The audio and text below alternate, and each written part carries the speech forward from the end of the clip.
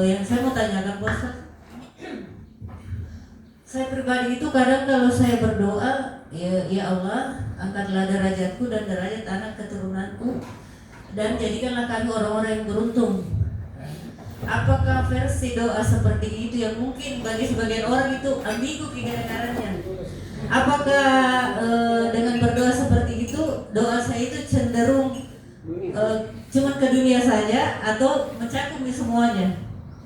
Ya Allah, angkat derajatku dan derajat keturunanku serta jadikanlah kami orang-orang yang beruntung. Jadikanlah kami orang. Ya, baik. Oke, terima kasih Pak Ustaz. Ya, sama-sama. Terima kasih Bu. Siapa lagi? Ya. Saya di BB. Dua aja ya. Dua ya. Langsung dulu. Tanya dulu. Kanan. Assalamualaikum warahmatullahi wabarakatuh. Waalaikumsalam warahmatullahi wabarakatuh. Tanya saya itu, bagaimana kita bisa mengukur diri kita ini sudah bertakwa atau belum? Apa hanya beriman atau sudah bertakwa? Yang kedua, bacaan trikul, apakah harus dibaca ketiga-tiganya 3 kali atau hanya al-ikhlas yang 3 kali? Ketika apa Bu? Baca itu trikul. Momen apa ini? Ketika sholat kah? Bukan, ketika termasuk bacaan doa maksurah. Oh ya. Ya, hidup juga. Oh begitu, baik. Sudah, itu. Sudah. Satu lagi mungkin, aski. Iya. Ibu-ibu lagi Pak dulu. Kasih satu lagi ibu-ibu. Bisa dibuka. Ada lagi. Ada itu malu-malu itu. Warahmatullahi wabarakatuh. Waalaikumsalam warahmatullahi wabarakatuh. Kalau doa untuk suami Pak Ustaz apa kira-kira itu?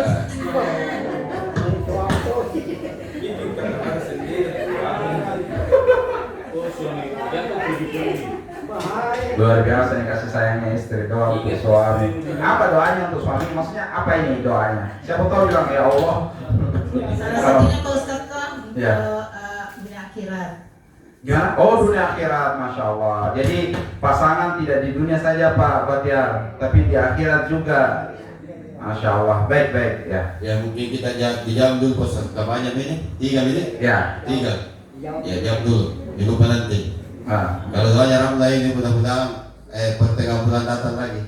Suaminya dari kampung. Oh rindu ini Pak, jadi doakan. Iya. Alhamdulillah. Sebelum kita berpindah ya.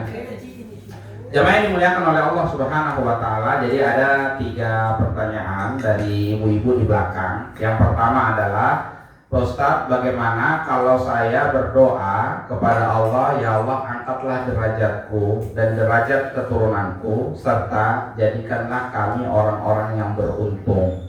Gitu. Sebelum saya menjawab ini, sebagian ulama ada yang mengatakan kalau kamu berdoa yang umum-umum saja.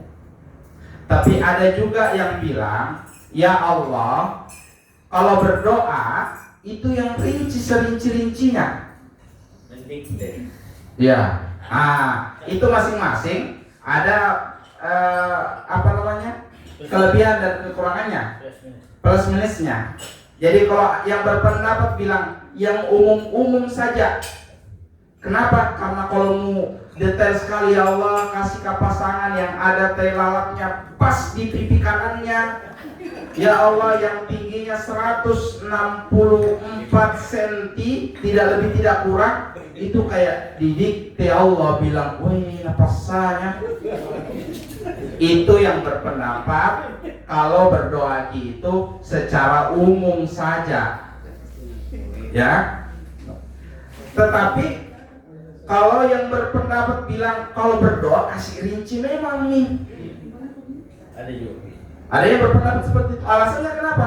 Karena ketika kamu meminta kepada Allah, Allah memberikan kesempatan bilang minta. Terserah nanti Allah mau kabulkan atau tidak. Yang penting kita minta. Jangan sampai, ya Allah kasih pekerjaan yang gajinya 2 digit misalnya ya, tapi ternyata dikasih sama Allah, tapi harus bekerja di tambang Morowali misalnya, akhirnya tidak sama sama pasangannya. Kemudian sesotong, iya betul suamiku gajinya 2 digit, tapi kenapa belum? Sesat nih. Akhirnya tapi dulu berdoa kami minta suami yang gajinya 2 digit dan dikasih sama Allah, tapi tidak kusebutkan ya Allah yang tidak berpisah kak. Ada kan? Oh, bukan ini. Selama tidak disebut nama, bukan kita masuk. 18 tahun. Ya, ini contohnya. Jadi ini pendapat yang bilang kalau berdoa kasih rinci memang nih. Kalau doa kasih rinci supaya tidak salah bicara. Atau ada bilang, ya Allah kasih ke pasangan yang ganteng, kaya, ganteng kaya, tapi pas dapat mie masuk bu, bau keteanya, dan nggak bisa tidur, baru tidur mengorok. Nabi yang bilang gue, memang kau ganteng nih, banyak, tapi kalau tidur dia bisa tidur, dia tidurnya kita nggak bisa tidur. Jadi terserah nih kita mau ambil pendapat yang mana atau mau tengah-tengah, apakah itu yang rinci atau yang umum-umum saja. Yang tengah-tengah bisa. Nah pertanyaannya ibu yang pertama tadi, ibu siapa namanya? Ibu Dasma. Nasma. Ibu Nasma tadi itu kategori doa yang umum. Ya, yang umum di lafadznya. Apa lafadznya? Ya Allah, angkatlah derajatku dan anak keturunanku. Angkat derajat, baik derajat di sisi Allah maupun di sisi manusia. Ya. Ya Allah, jadikanlah saya dan anak keturunanku atau kami itu termasuk orang-orang yang beruntung, baik beruntung di dunia maupun di akhirat. Jadi ini umum. Ya. Jadi ketika misalkan diuji dengan sakit, yakinlah itu Allah sedang proses diri kita untuk naik derajat kita. Positive thinking. Nah, bisa jadi ini jalan untuk nanti Allah ijabahi doaku, terima doaku. Jadi harus ada ujian-ujiannya dulu. Sebagaimana anak SD kalau mau naik dari kelas 2 ke kelas 3 ada ujiannya dan harus kita lewati. Nanti ada rapornya, oh ya tahu, ini layak untuk naik derajatnya, dinaikkan derajatnya, baik di sisi Allah maupun di sisi manusia. Begitu juga termasuk orang yang beruntung. Jadi aman doa insya Allah ya. Itu termasuk doa yang umum yang kita tinggal nanti niata angkat derajat di sisi Allah atau di sisi manusia atau termasuk dua-duanya. Nah itu aman yang pertama. Ya, doa umum atau doa khusus. Jamaah yang dimuliakan oleh Allah Subhanahu wa taala. Kemudian yang kedua, bagaimana kita mengukur diri kita ketika kita bertakwa, Bu ya? Bertakwa atau tidak? Penjelasan simpelnya, penjelasan paling sederhana adalah kita kembali ke apa makna takwa itu. Apa makna takwa? Menjalankan perintah Allah dan meninggalkan larangannya. Nah, ketika kita ada di definisi melaksanakan perintah Allah atau menjalankan perintah Allah dan meninggalkan larangannya, ketika ada diri tak di posisi itu, insya Allah kita termasuk orang yang bertakwa. Bisa disebut sebagai muttaqin, orang yang bertakwa. Jadi kalau bilang, ini ada larangan sebenarnya tapi belum bisa kak tinggalkan atau masih tergoda kau untuk laksanakan. Nah itu masih hati-hati karena bisa jadi kita belum memiliki sifat takwa di dalam diri kita. Untuk kelanjutannya bagaimana ciri-cirinya itu ada di surat Ali Imran ayat lupa kak. Itu kalau orang tidak hafal Al-Quran. Allah ya, apa? Kalau tidak hafal. Jadi di dalam surat Ali Imran itu nanti bisa dicek. Saya lupa ayat 130 ayat atau ayat 300. Wasari'u ila magfiratin mir rabbikum wa jannatin arduhas samawati wal ard uiddat lil muttaqin. Bersegera mendapatkan ampunannya Allah dan surga yang luasnya seluas langit dan bumi yang disediakan untuk orang-orang yang bertakwa. Nah, di ayat selanjutnya itu disebutkan karakternya atau kebiasaannya orang bertakwa. Ketika Allah sudah bilang uiddat lil muttaqin, apalagi teman, alladzina yunfikuna amwalahum bis-sarra'i wad-dharra wal kadhiminal ghaidh wal 'afina 'anil nas wallahu yuhibbul muhsinin. Jadi karakternya itu orang bertakwa suka bersedekah, baik di waktu lapangnya atau di waktu sempitnya. Wal kadhiminal ghaidh, menahan amarahnya ketika bisa nalampiaskan tapi natahan. Wal 'afina 'anil nas, kalau ada manusia mudah untuk memaafkan, tidak suka dendam. Itu karakter ciri-ciri orang bertakwa. Kebiasaannya orang yang bertakwa secara umum. Kalau begitu jangan marah-marah sama suami. Oh, suka marah-marah Pak? Oh, misalnya saya itu kalian itu bilang, ini tuh ngomong masalah yang di rumah sampaikan di pengajian, tapi tidak ditawa Pak Haji. Ya, itu termasuk juga karena ketika merendahkan suara di depan suami itu kan baik, maka ketika meninggikan ya keliru. Ketika merendahkan suara di depan orang tua itu ibadah dan mendapatkan pahala, maka ketika kita meninggikan suara tak, ya dosa juga. Nah, seperti itu ya. Jadi jangan diomeli suami tak, karena lebih banyak lama itu di warkop. Kenapa tuh? Baru sekitar belum bisa sampai rumah ini Pak. Iya belum. Ini kenapa? Nah, tunggu istri tak ada nih. Lebih tenang perasa di sini. Tapi bukan Pak Haji, bukan Pak Haji, bukan Pak Haji Arsyad. Karena tenang jika apa istrinya, ya iya kamu. Siapa? Jamaah yang dimuliakan oleh Allah. Kemudian selanjutnya kapan itu trikul ya hebat tuh istilahnya ibu bukan trikul.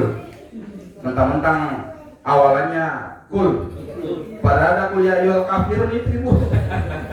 Jadi apa itu? Triple. Kalau aplikasi masuk itu siap-siap bahasa Sanskerta ini bahasa Avengernya Forkul. Jamaah yang dimuliakan oleh Allah Subhanahu wa taala. Belum lagi itu ada surat yang awalnya yang kul juga. Ya. Bahasan medis literatura. Kalau bahasanya Rasulullah berbicara surat Al-Falaq dan surat An-Nas, itu beliau mengatakan surat Muawwidzatain. Dua surat yang bisa menjadi perlindungan dari setan. Dua surat ini kata beliau adalah Qul huwallahu ahad, Qul a'udzu birabbil falaq dan Qul a'udzu birabbin nas. Dua, Al-Falaq dan An-Nas.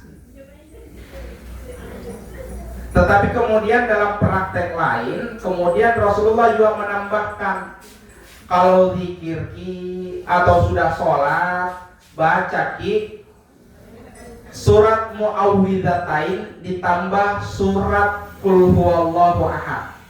Yang kemudian hari ini kita istilahkan tadi trikul. Jadi kalau bahasa yang lebih familiar dalam Islam, surat Muawwidzatain, dua surat yang dapat melindungi kita ditambah dengan surat Qul huwallahu ahad, surat Al-Ikhlas. Nah, jemaah yang dimuliakan oleh Allah, dalam salah satu riwayat, maka tiga surat yang di awal kul ini, Qul huwallahu ahad, Qul a'udzu birabbil falaq, Qul a'udzu birabbin nas, di antara dibaca satu paket itu adalah sebelum tidur. Di antara waktu yang lain adalah setelah zikir sholat. Di antara waktu yang lain dibaca satu paket lagi ketika kita zikir pagi dan zikir sore. Itu. Dan kalau zikir pagi dan zikir sore itu disebutkan masing-masing 3 kali. Qul huwallahu ahad 3 kali, Qul a'udzu birabbil falaq 3 kali, Qul a'udzu birabbin nas 3 kali. Terserah mau Qul huwallahu ahad dulu semuanya selesai 3 kali, baru kemudian pindah surat, atau Qul huwallahu ahad, Qul a'udzu birabbil falaq, Qul a'udzu birabbin nas selesai kembali lagi ulangi, terserah. Itu zikir pagi, zikir sore. Nah, kemudian apakah kemudian harus 3 paket ketika dibaca semua selesai? Tidak harus. Ketika sholat mau dibaca An-Nas saja silahkan. Mau dibaca Qul Huwallahu Ahad silahkan. Kalau witir, itu witir disunahkan dari 1 paket ketika witir. Jadi di rakaat pertama ada surat Al-Alaq, Al-Ala ya, Al-Ala ya, sorry, saya tadi bilang Al-Ala. Sabbih isma rabbikal a'la di rakaat pertama. Di rakaat kedua Al-Kafirun, Qul ya ayyuhal kafirun. Kemudian di rakaat ketiga Qul huwallahu ahad, Qul a'udzu birabbil falaq, Qul a'udzu birabbin nas. Ini sesuai yang diajarkan Rasulullah SAW. Kalau tidak seperti itu tidak apa-apa Ji. Mau kita bilang Ustaz, kalau rakaat pertama Qul huwallahu ahad, rakaat kedua Qul a'udzu birabbil falaq, rakaat ketiga Qul a'udzu birabbin nas, jadi juga. Atau Ustaz sempit sekali nih waktunya. Jadi sholat witir 1 rakaat mami. Apa yang baca itu? Tapi kalau trikul juga terlalu panjang Ustaz. Terserah. Mau dibaca Qul huwallahu ahad, mungkin Qul a'udzu birabbil falaq atau Qul a'udzu birabbin nas. Silakan disetor.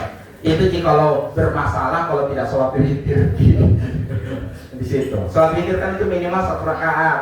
Kalau tidak bisa kerjakan setelah tidur, sebelum tidur, karena waktunya mengerjakan sholat witir itu dari tak sudah sholat isya sampai masuk azan subuh. Nah itu waktunya kan panjang sekali. Silakan mau dikerjakan di mana. Wallahu a'lam bishawab. Begitu Bu ya. Nah ada waktu yang bisa sama-sama. Ustaz, bagaimana ini saya selalu doakan suamiku. Luar biasa ini. Mudah-mudahan Allah senantiasa kasih setia suami tak, kemudian kebersamaan tak tidak sampai di dunia saja tapi di akhirat juga. Amin ya rabbal alamin. Kenapa saya sebutkan suami setia? Karena hari ini ada beberapa, nggak bilang kak banyak yang ditunjuk orang pamer. Nah boleh kak, ya, itu Pak Ustaz, itu kita maksud. Enggak. Hari ini ada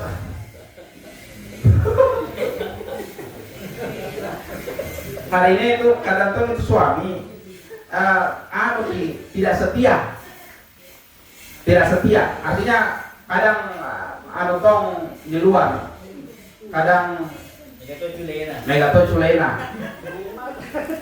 Minimal apa pamer? Aduh, ya. Jadi ya hari ini saya selalu berdoa ketika ada ibu-ibu yang kemudian minta doa, ya Allah setiakan suaminya. Penting itu. Apalagi kalau LDR gitu, jadi tahu ya apa kerja suami di sana. Karena itu kan kekhawatiran istriku di rumah. Dikhawatirnya istriku di rumah.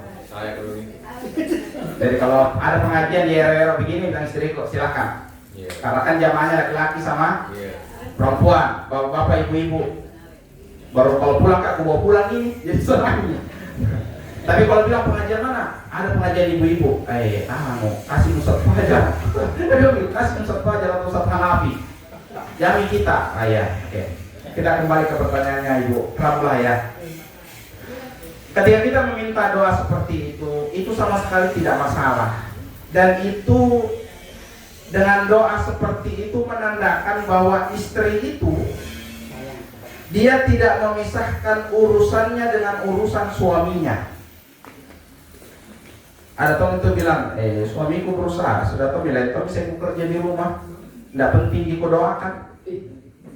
Padahal ternyata ada penelitian, kalau kita tidak berbicara pada hadis dan ayat, ketika suami bekerja, kemudian berangkat istrinya di rumah, langsung bentangkan sejadah sholat dan mendoakan suaminya yang sedang berangkat bekerja. Tambang morwali kah atau PNS kah bisa ya, atau serabutan, itu akan membuat efek positif atau terasa berkali-kali lipat terhadap suami, termasuk pengaruh rezekinya yang diberikan oleh Allah. Bekerja suami tak Jangan kita di rumah tutup pintu set, langsung buka HP, buka TikTok, TikTok. Atau lewat lagi. Nanti mau masak lagi, kalau mau datang suami itu pun kalau mau masak. Atau kalau datang suaminya belum bikin makan Pak, ya nih ke bakso barokan ki, ramai gue di sana, enak mungkin baksonya. Nah itu contoh. Ada tuh seperti itu. Tetapi sadar atau tidak, ternyata rezeki yang didapatkan suami ketika dia pergi bekerja itu dipengaruhi dengan sejadah yang kita gelar di rumah. Jadi jangan dia bilang kerja itu urusan suamiku, di rumah saya urusan yang lain. Karena bisa dikaitkan antara kita di rumah kemudian bertaut dengan kerjanya suami tak di tempat kerjanya. Coba yang paling real. Ketika suami berangkat kerja, kemudian di rumah kita masih di jalan suami kita tahu ini perjalanan suami 1 jam pergi kerja. Menelpon memang Miki, ini suami tak naik motor pasti atau naik mobil, tidak kenal Miki. Apa ini di rumah? Ternyata baru ada kecoa tadi. Wah, suami tak kenal kecoa aja padahal.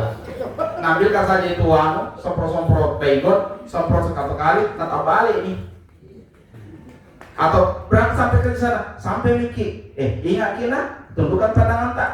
Jangan dia sama kalau ada karyawan perempuan, datang suami dia itu, tidak tenang pikirannya. Ingat Ki, makan Ki itu bekalan kasih, ada 3 nugget, jangan kasih itu orang 1 nugget atau mantap. Suami seperti itu yakin tidak tenang pergi bekerja, diteror sama istrinya dari rumah. Itu ketika kita lakukan hal seperti itu. Nah, tapi kalau kita doakan, tidak kita teror dengan doa. Ya Allah, selamatkan suamiku berangkat kerja. Ya Allah, nanti pulang suamiku selamatkan. Ya Allah, tenangkan hatinya di tengah kemacetan. Ya Allah, di tempat kerja jagalah suamiku dari mendapatkan rezeki atau harta yang bukan haknya. Ya Allah, jadikanlah suamiku pandangannya pandangan paling baik adalah pandangan ke istrinya, bukan teman kantornya yang rohnya sampai betis. Kalau doa seperti itu, jangan kita jaga suami tak, Allah akan jaga suami tak. Pulang langsung yang cantik, tak padahal pakai daster gitu. Ya lanjut itu Pak. Bomnya gosok juga masalahnya sambil kayu putih. Seperti itu. Jadi doa seperti itu silakan, dan mudah-mudahan kenyamanan atau ketentraman itu dapat suami tak ketika kerja, keselamatan, apalagi kerja berat misalnya bor atau apa itu kan resikonya tinggi semua itu.